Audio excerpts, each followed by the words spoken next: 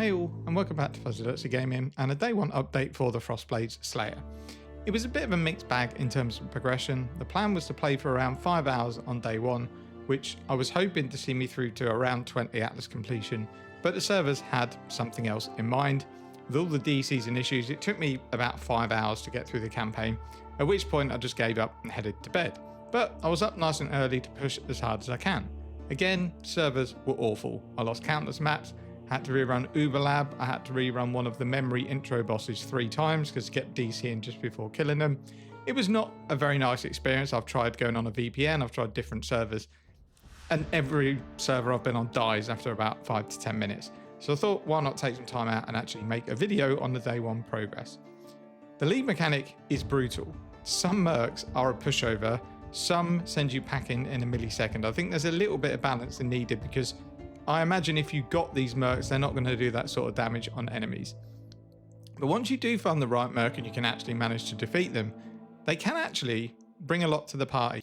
Yes, they do give enemies increased life, but they give boosts to rarity. And it's fun to see them running around the screen, killing enemies, or hitting enemies at least. I've currently got a greater kinetic blast merc. They don't do a ton of damage, but they buff me up with some of the uniques that I've put on them, and they definitely do enough damage to make it worthwhile running. And this merc has never died. I've done about 4 boss fights, I've done a couple of the new memory chains, and they've not even lost a millimeter of their health. I don't know how. They're not the tankiest character in the world, but they just don't ever take any damage. So I'm going to stick with this merc for a while just because it doesn't die, so it means I can do it as a bit of an aura bot. Now, I'm not in mega tough content. Later on, I'll probably need to gear the merc a little bit better. I've literally just thrown some rares on it, along with a perk called Toe to give me some extra damage. So let's talk about the build first. So despite umpteen practice runs where I didn't have any issues with southbound gloves, they felt janky when I put them on. So I think if you are following this build and you're not yet at that point to switch into the uniques, wait a little while for southbound. You really need 60 to 70% crit for it to feel good. Otherwise, you have to hit enemies sometimes 3 times to kill them because you haven't frozen them. All you need to do is run a pair of gloves with attack speed and life. You're not going to lose a ton of damage and it will feel a lot better. The build is also squishier than it seemed before. I've done a few playthroughs where I never really felt that much in danger unless I did really difficult content, but I've died a lot, and I also seem to be getting off-screened a lot as well, which is really, really frustrating. However, I did know this build's massive Achilles heel was its defenses, which I'm going to hope to solve in the coming days. I've pretty much cleared my non-unique Atlas. The issue I'm having is that I've got 2 maps left, I think, or 3 to get done. Every time I have one of those maps drop or a horizon into it, I get DC'd halfway and I lose the map. So I still need to complete 2 or 3 maps to get my non-unique Atlas completion done. I don't worry too much about the unique maps. They will come through clear-out missions. I'm not going to go buying them just to get a few more Atlas points at this stage. I've started my Mesa Jungle Valley farm strategy that I put in a video recently, and it's as comfy as I expected, and it's a chill way to just earn a few divines at least start. I've started the intro echoes. I've killed one of the intro pinnacle bosses. I've got another one just coming up. The first one took me 3 attempts because I DC'd on attempt 1 and DC'd on attempt 2. The bosses don't do very much damage. There's a couple of one-shot abilities. I'm not going to spoil anything, but there's a couple of one-shot abilities. Other than that, I haven't got a very tanky character and I could tank everything that the boss threw at me. There's some mechanics you can learn along the way. Same with the Cirrus fight at the end of one of the memories. It's basically a weaker version of Cirrus. He had quite a lot of health, I felt, but he didn't really have any abilities that caused me any danger until I got a bit of server lag and I basically whirling blade straight into him. So it was a 1 death on Cirrus, and I think I had 1 on the pinnacle boss. Lots more to go though, and these are only the intro ones. I imagine since GGG have said they're a step up from Uber Elder and Maven, they're going to get much more difficult when you encounter them properly. The new memory map systems with the petals that you get is absolutely awesome. It's so much fun once you get used to it. It's a bit different to normal mapping. It's almost like Delve where you got to throw your dynamites and drop your flares. They're just buttons that you don't normally use when you play, but they are a ton of fun. You can earn an absolute shed load of gold, uniques and currency in them, and that's without even juicing them. All I've done is alch and go these for now just to learn the mechanics with the petals, and the gold that spits out of enemies if you get the right petals is crazy. You get headhunter buffs, you get soul eater, there's loads of cool interactions. So as I said, I completed the new Cirrus fight and one of the memory chains, both really, really cool. Not going to spoil any of it. I'm still a bit disappointed with how I've put the build together. If I'd have followed my POB, I'd probably have had at least 50% more damage than I've got. I thought I was doing fine, bought some gear, slapped it on, and when I pulled it into POB, it was lagging a long way behind what I've recommended you guys get, which is probably why I felt like I've been struggling.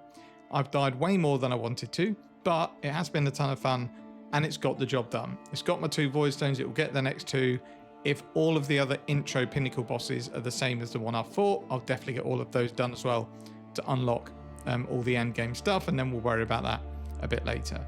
That's kind of it for the update. The POB for my character at the moment is in the video description, but let's quickly just run through it so I can go through the gear and roughly how much. So I'll just run through the tree quickly first. It might differ slightly to my POB because I didn't look at my POB the whole time I played, which was a mistake on my part. I've managed to get 2 jewels. There were 3C and 4C. One of them is intelligence, attack speed, accuracy, crit multi. The other one is intelligence, attack speed, crit multi, and evasion. Essentially, I was going up here to get this intelligence, and I didn't want to because I've got 2 1-point jewel sockets. So I thought if I can get anything on top of 30 intelligence combined, I'm getting better output than just using that intelligence node. In terms of gear, I have got a 6-link. I bought this probably 8 hours after league start. It cost me 50C, which was a divine at the time, I think. It's not a very good base, but I just wanted a 6-link. I've rolled currency to get fortified so I can drop it from my links. I haven't actually gone back through my footage to check that it's always up, so that might not have been a good idea because I could only roll it with the lesser embers. I am now running southbound because my build feels a little bit better now, so stuff's dying fairly consistently. These boots I got from one of the pinnacle bosses. It dropped a Chimera scale pair of memory strand boots. It had all of the mods on it apart from life regen. So I thought the best way of crafting these was craft life, slam for a suffix, and hope for resistance because it's going to roll a high tier because of the way these memory strands work. It didn't happen. I got life regen, which is a shame because if this would have rolled something like cold resistance, chaos resistance, spell suppression, these boots would have been awesome. I mean, they're still pretty good. I'm happy with them, but they could have been a bit better. No, I knew I was lacking damage. I don't follow my own advice. Right. Go into here. Game. Auto equip. Off. I've done the pinnacle bosses with this shield on as well because I remember picking it up and wondering why it wasn't in my inventory, and I thought it was server lag. Yeah, so the Cirrus and the pinnacle boss I've done with basically gimping my DPS and spell suppression. What an idiot. So maybe the build doesn't feel as bad as I thought because I genuinely don't know how long I've had this shield equipped. Anyway, let's get rid of that shield. Got a white wind that cost me 2C. The heat shiver I think was 45 chaos. Carnage heart amulet was more than I wanted to pay. I think I paid like 7C for a half decently rolled one. They're probably cheaper now. The rings are just junk I've picked up. This is rubbish, and this is also, it's not bad. It's got accuracy and resistances, but yeah, the rings are what I need to upgrade when I look at further progress on the build. And in terms of gem links, I'm pretty sure it's as per the build guide. I've gone Frostblade, Multi-Strike, early damage with attacks, Ice Bite, Inspiration, and crit damage. If you didn't have Fortify on your chest, it goes in instead of elemental damage. I haven't got a guard skill set up yet. I've got Life Tap, Assassin's Mark on hit, Herald of Ice, Precision, Flame Dash. Then we've got our Skitterbots and Bone Chill. And then we have Whirling Blades linked to faster attacks. And then we've got just an Enduring Cry for bosses, and then Blood Rage. And that's kind of it.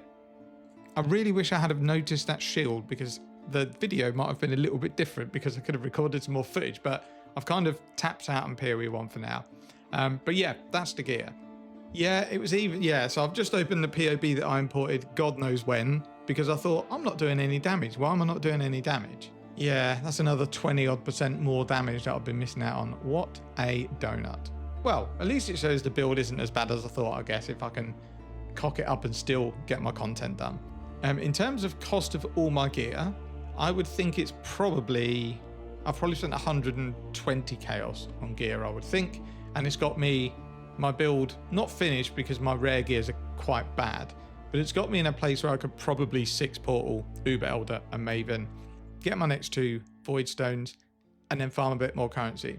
My plan is to go from here all the way to the end game Claw and Shield version. I don't want to improve this version. I was going to just min-max the Whitewind version as much as I can, but actually I want more defenses. I am noticing it is squishy. If I get a shield in, I can get some block, some life, we can cap suppression, we can get armored immune. A shield just brings so many options, but the claw will be semi-expensive to craft. So it's something I'll look to do over the next couple of days, and I'll bring update videos out when I do. That's kind of it. Sorry for the waffly video. I need more sleep and less PoE.